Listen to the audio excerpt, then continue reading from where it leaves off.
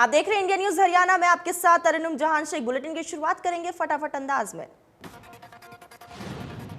देश में कोरोना मामलों में लगातार गिरावट दर्ज की जा रही है। 24 घंटे में 2,11,000 से ज्यादा नए केस सामने आए। 3,000 से भी ज्यादा मरीजों ने दम तोड़ा।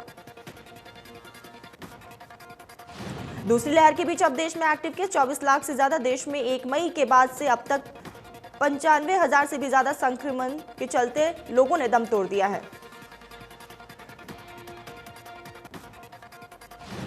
महाराष्ट्र में कोरोना के केस लगातार कम हो रहे हैं। एक दिन में महाराष्ट्र में कोरोना से 24,000 से भी ज्यादा मरीजों ने अपनी जान गंवा दी है। वहीं 23,000 से भी ज्यादा कोविड मरीज ठीक हुए।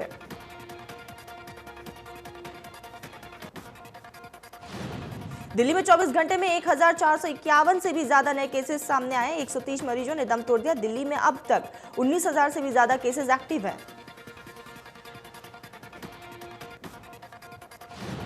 हरियाणा में कोरोना संक्रमण की रफ्तार कम हो रही है। पिछले 24 घंटे में प्रदेश में कोरोना के 3,000 से भी ज्यादा नए मामले सामने आए, जबकि 106 मरीजों ने दम तोड़ा। सिरसा में कोरोना के बाद अब ब्लैक फंगस का प्रकोप लगातार बढ़ रहा है। सिरसा में ब्लैक फंगस के अब तक 53 मरीज मिले। अब तक सिरसा में ब्लैक फंगस के कारण 10 लोगों की मौत हो चुकी है। सीएमओ ने बताया कि ब्लैक फंगस के अधिकांश मरीजों का प्राइवेट अस्पताल में इलाज चल रहा है। करनाल में ब्लैक फंगस के 8 केस मिले, जिनको इलाज के लिए कल्पना मेडिकल कॉलेज में भर्ती कराया गया। 2 लोगों की इलाज के दौरान मौत हो गई।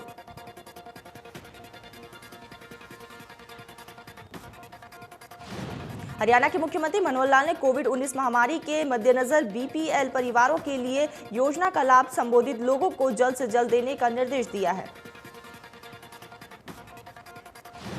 मुख्यमंत्री ने महामारी के दौरान बीपीएल के लिए बनाई गई योजना की समीक्षा कर रहे हैं। मुख्यमंत्री ने कहा कि जिनके लिए योजनाएं बनाई गई है उन्हें जल्द से जल्द उसका लाभ मिलना चाहिए।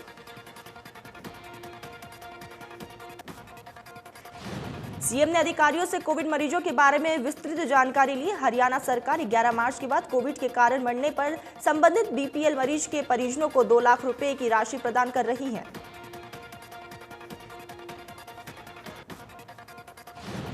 इसके अलावा होम आइसोलेशन में रह रहे बीपीएल मरीजों को 5-5 हजार रुपए की एक सहायता मिलेगी। और मुख्यमंत्री ने अधिकारियों से इस संबंध में विस्तृत जानकारी ली कि अब तक कितने लोगों को इसका लाभ दिया जा चुका है।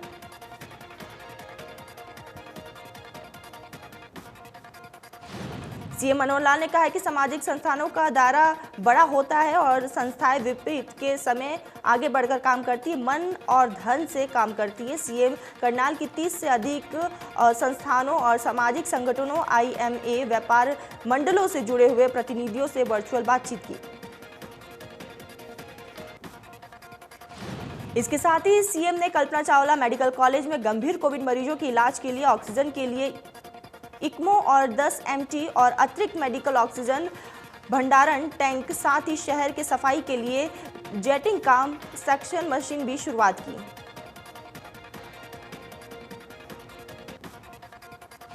हरियाणा राज्य कृषि विपणन बोर्ड द्वारा की जाने वाली दुकानों और भूखंडों की नीलामी अब हरियाणा राज्य औद्योगिक एवं निगम लिमिटेड और हरियाणा शहरी विकास प्राधिकरण द्वारा की जाएगी।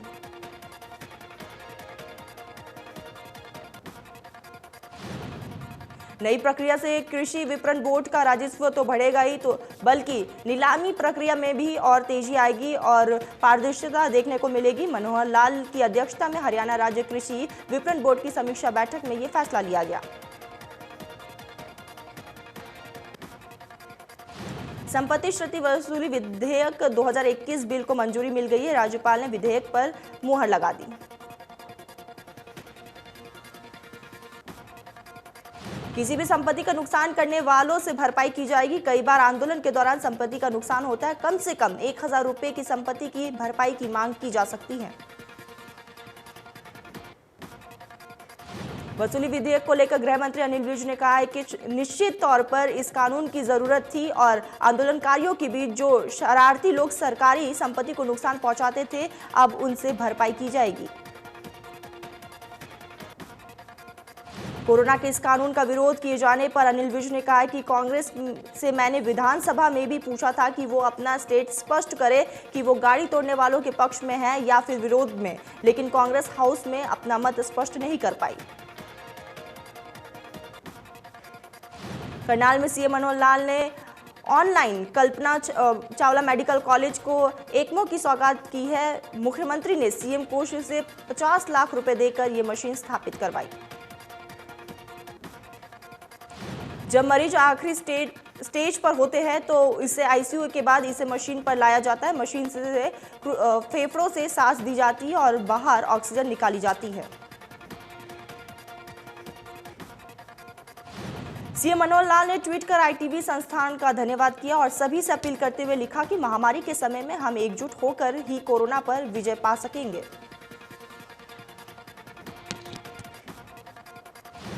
डीआरडीओ की बनाई गई 2DG की 50,000 गोलियां और ऑर्डर हरियाणा ने दिया है। स्वास्थ्य मंत्री अनिल विज ने कहा कि दवाई से ऑक्सीजन की डिपेंडेंसी कम हो जाती है और मरीज जल्द एक्टिव हो जाता है। बाबा रामदेव और आईएमए के विवाद पर विज ने कहा है कि हमने पतंजलि के किट बांटना शुरू कर दिया। ये हम किसी को जबरदस्ती नहीं दे सकते। आयुर्वेदिक और एलोपैथी अपनी अपनी जगह है। लोगों का विश्वास आयुर्वेद पर ही है। तीसरी लहर को लेकर स्वास्थ्य मंत्री ने कहा है कि हम पूरी तरह से तैयार हैं, लेकिन जो लोग घोषणाएं करते हैं उनकी घोषणा का क्या आधार है कि तीसरी लहर सिर्फ बच्चों को ही नुकसान पहुंचाएगी। कोरोना वैक्सीन के टेंडर को लेकर कई प्रदेशों को मना कर दिया गया है कि और सीधा केंद्र को वैक्सीन देने की बात कही है, जिसे लेकर विज ने कहा है कि 1 करोड़ वैक्सीन का टेंडर प्लॉट किया जाएगा।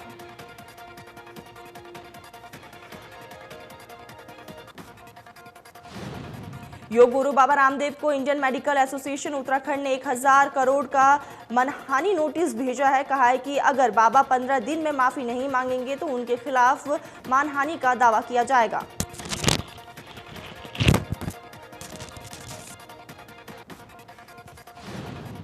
कृषि कानूनों के विरोध में पिछले साल शुरू हुए आंदोलन को 6 महीने पूरे हो गए। इस मौके पर किसान संगठनों ने काला दिवस मनाया। गाजीपुर बॉर्डर पर किसान आंदोलन को 6 महीने पूरे होने पर किसान नेता राकेश टिकैत ने कहा कि आने वाले वक्त में जहां चुनाव होंगे वहां जाकर आंदोलन को धार दी जाएगी। राकेश टिकैत ने कहा कि गांव में लोगों को ऑक्सीजन मुहैया करा पाने में सरकार की कमी रही है। समाज सेवी संस्थानों ने अगर मदद नहीं की होती तो गांव में हालात और बद से बदतर हो सकते थे। राकेश टिकैत ने कहा कि सभी बॉर्डर और गांव-गांव में काले झंडे फहराए जाएंगे। जब तक मांगे नहीं मानी जाएगी तब तक आंदोलन जारी रहेगा। किसान सभी जगह कोरोना प्रोटोकॉल का पालन कर रहे हैं। गाजीपुर बॉर्डर पर किसान और पुलिस के बीच धक्का मुक्की हुई। किसान सरकार का पुतला फूंकना चाहती थी, लेकिन पुलिस ने उन्हें रोक दिया। इस दौरान कोरोना नियमों की धज्जियां भी उड़ दिखी।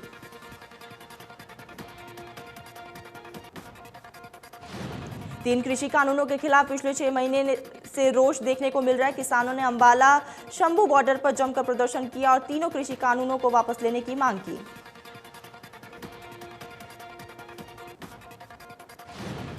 प्रदर्शनकारियों का नेतृत्व भाकियू अध्यक्ष गुरनाम सिंह चड़ूनी ने किया। किसान नेताओं ने साफ कर दिया है कि जब तक सरकार तीनों कानूनों को रद्द नहीं करती तब तक प्रदर्शन इसी तरह जारी रहेगी। गुरनाम सिंह चड़ूनी अपने पगड़ी के साथ काला रिबन बांध कर आए और विरोध जताया। चड़ूनी ने कहा है कि अभी कोविड चल रहा है और इसके खत्म होने के बाद आंदोलन को बड़ा रूप दिया जा सकता है। इनेलो नेता अभय चौटाला ने प्रधानमंत्री से अपील की है कि किसानों की बात मान लेनी चाहिए। अभय चौटाला ने कहा कि कोरोना की तीसरी लहर की आशंका के चलते जनता में भय का माहौल है। देश में हालात बद से बदतर हो गए हैं। किसानों को ट्यूबवेल कनेक्शन न देने पर रतिया में किसान हरियाणा किसान यूनियन के बैनर तले बिजली विभाग के कार्यालय के आगे बैठे और नारेबाजी की। किसानों ने चेतावनी दी है कि अगर जल्द समय का समाधान नहीं हुआ तो 28 मई को विभाग के चीफ का घेराव करेंगे। पहलवान और हत्या आरोपी सुशील कुमार की गिरफ्तारी को लेकर संदीप सिंह ने कहा है कि खेल जगत में ये बहुत निंदनीय है, खिलाड़ियों को ऐसे विवादों से दूर रहना चाहिए। खेल मंत्री ने जानकारी देते हुए बताया कि खेलो इंडिया के लिए केंद्र सरकार की तरफ से 20 करोड़ सैंक्शन हुए हैं। ओलंपिक्स जिस तरह होंगे उसी तर्ज पर हम खेलो इंडिया में भी कोविड प्रोटोकॉल फॉलो करेंगे। सोनीपत में सिविल हॉस्पिटल के सीएमओ ने चाइल्ड स्पेशल डॉक्टर के साथ मीटिंग की। सीएमओ ने व्यवस्थाओं की जानकारी ली और तीसरी लहर को लेकर तैयारियों पर चर्चा की। सीएमओ ने दावा किया कि सोनीपत और खानपुर में 50 से और 100 बेड की व्यवस्थाएं की जा रही है। निजी हॉस्पिटल संचालकों के चाइल्ड स्पेशलिस्ट डॉक्टर से भी आश्वासित किया गया। भिवानी में बाजार में भीड़ रौनक के लिए ऑड इवन के हिसाब से दुकानें खोलने और बंद करने में प्रशासन जुटा हुआ नजर आया। एसडीएम और डीएसपी अपनी टीमों के साथ निकले। डीएसपी ने कहा है कि पुलिस लोगों को समझाने के साथ चालान भी काट रही है। लॉकडाउन और ट्रैफिक नियमों का उल्लंघन करने वाले लोगों के वाहन इनपाउंड किए जा रहे हैं। गुरुग्राम का एक गांव कोरोना महामारी की जंग में मिसाल बन गया है। मार्च 2020 से मौजूदा वक्त तक संक्रमण का एक भी मामला गांव में नहीं मिला। तकरीबन 2500 की आबादी वाले इस गांव में ग्रामीणों ने मास्क, सोशल डिस्टेंसिंग, सैनिटाइजेशन को लेकर बेहतरीन जिम्मेदारी निभाई।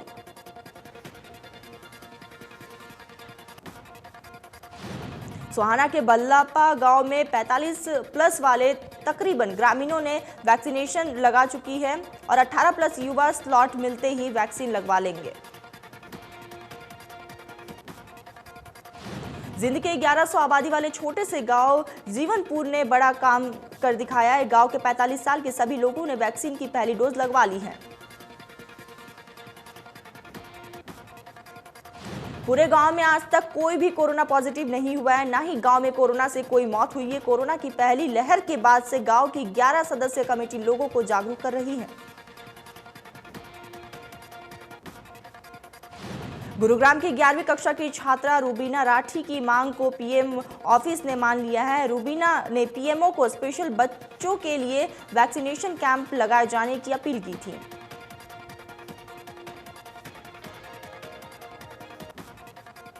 स्वास्थ्य विभाग द्वारा लगाए गए कैंप में 100 से ज्यादा स्पेशल बच्चों ने वैक्सीन की पहली डोज ली। इनमें से 50 बच्चे वो हैं जिन्होंने रूबीना ने सोशल मीडिया के जरिए कैंप में आने के लिए इनवाइट किया था।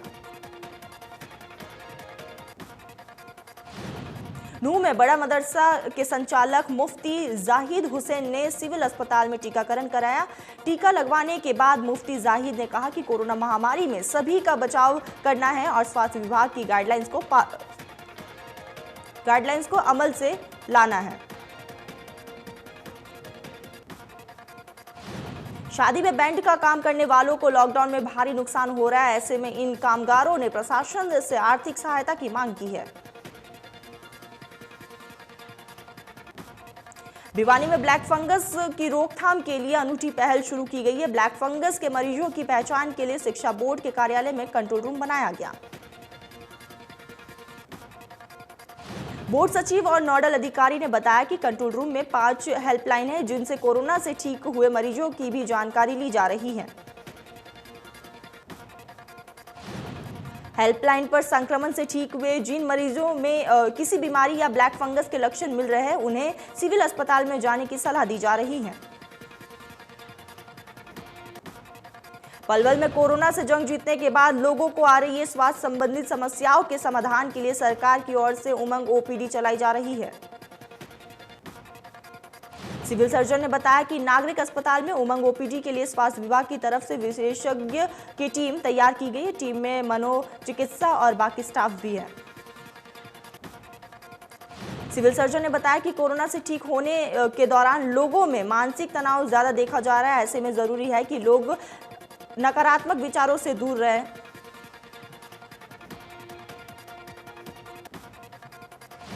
सिरसा में लोगों के लिए राहत भरी खबर सामने आई। जिले में पिछले कई दिनों से कोरोना के मामलों में कमी नजर आ रही है। रिकवरी रेट में भी सुधार हुआ है। स्वास्थ्य विभाग ने कोरोना को कंट्रोल करने के लिए कमर कस ली है। लोगों को गांव-गांव जाकर कोरोना से बचाव के लिए जागरूक किया जा रहा है। चरखी दादरी जिले में ब्लैक फंगस ने दस्तक दे दी। एक महिला और 3 पुरुषों को ब्लैक फंगस हुआ है। मरीजों को मेडिकल हॉस्पिटल में रोहतक रेफर कर दिया गया है। एक तरफ जहां पूरा भारत ऑक्सीजन की कमी से जूझ रहा है, वहीं अंबाला में एक व्यक्ति ने अपने घर पर ही ऑक्सीजन प्लांट लगाया। अंबाला के मनाली हाउस रहने वाले 78 वर्षीय प्रोफेसर वेद प्रकाश विज के घर पर देखने को मिल रही है, जहां पर घर पेड़ पौधों से भरा हुआ है।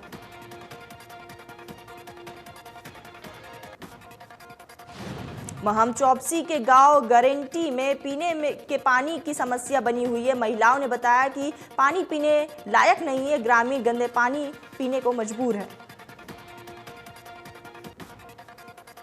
ग्रामीणों का कहना है कि कई बार अधिकारियों को शिकायत दी जा चुकी है, लेकिन कहीं कोई सुनवाई नहीं हुई है। ग्रामीणों ने प्रशासन से मांग की है कि जल्द घर की सफाई करवाए।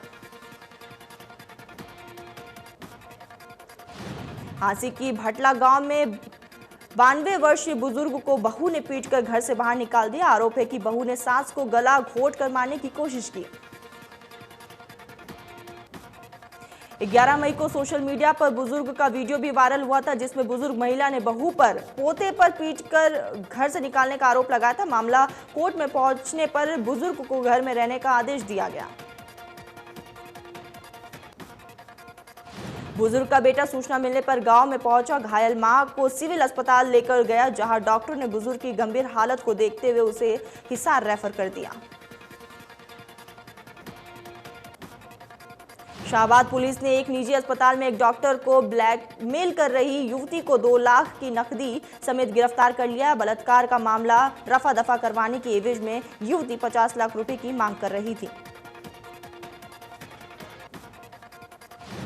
बताया जा रहा है कि युवती ने डॉक्टर के साथ शारीरिक संबंध बनाए और बाद में उसे ब्लैकमेल किया। पुलिस अधीक्षक के आदेश पर एक विशेष टीम ने युवती को 2 लाख लेते हुए रंगे हाथों गिरफ्तार किया।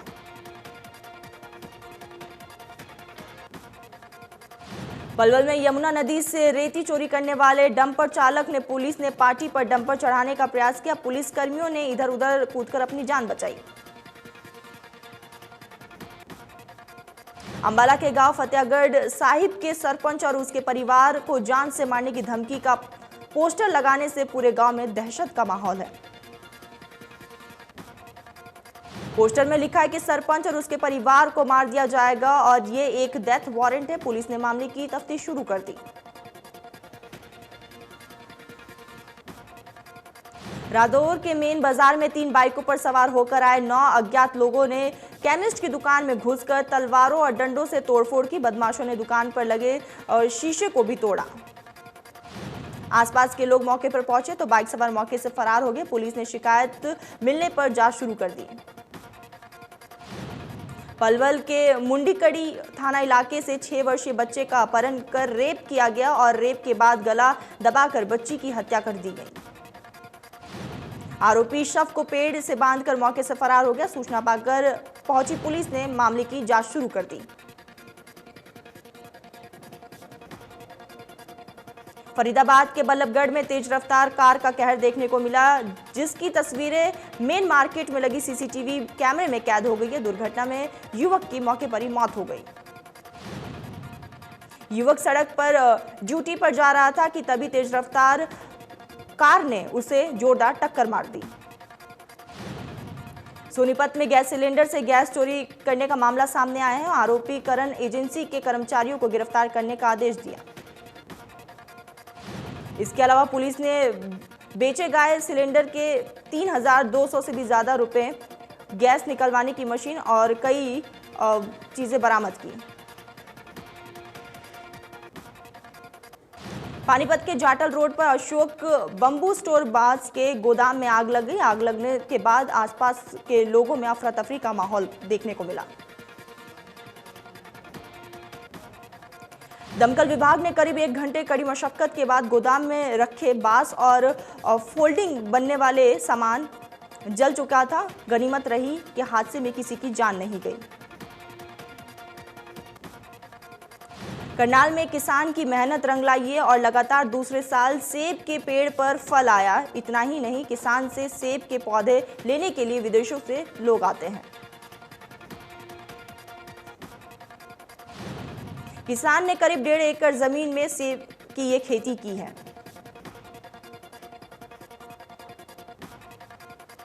साइक्लोन यास की वजह से बुरी तरह प्रभावित पश्चिमी बंगाल के दक्षिण 24 परगना और पूर्वी मिदनापुर जिले की 28 और 29 मई को मुख्यमंत्री ममता बनर्जी हवाई निरीक्षण करेंगी। साइक्लोन यास का लैंडफॉल हुआ है। जानकारी के मुताबिक यास ने बालासोर के दक्षिण में उत्तर ओडिशा तट को पार कर लिया है। भीषण चक्रवाती तूफान यास के प्रभाव से ओडिशा बंगाल में तेज हवाओं के साथ भारी बारिश हो रही है। एनडीआरएफ के अलावा भारतीय नेवी को भी अलर्ट जारी कर दिया गया। बीते 2 दिन से ही समुद्री इलाकों के आसपास मछुआरों को वापस लाने की प्रक्रिया चालू थी। सीबीआई के नए डायरेक्टर की कमान सुबोध जायसवाल को सौंपी गई है। उनका कार्यकाल 2 साल का होगा।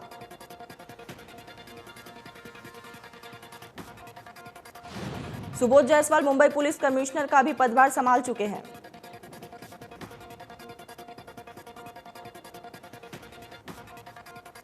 व्हाट्सएप भारत सरकार के सोशल मीडिया गाइडलाइंस के खिलाफ हाईकोर्ट गया। व्हाट्सएप ने कहा था कि व्हाट्सएप पर किसी मैसेज को ट्रेस नहीं किया जा सकता। सरकार की गाइडलाइंस है कि जरूरत पड़ने पर व्हाट्सएप को मैसेज का ओरिजिन बताना होगा, यानी मैसेज ट्रेस करना होगा। सरकार ने ताजा स्टेटमेंट में कहा है कि किस तरह की जरूरत उन मामलों पर पड़ती है जब किसी मैसेज को रोकना हो या उसकी जांच करना हो।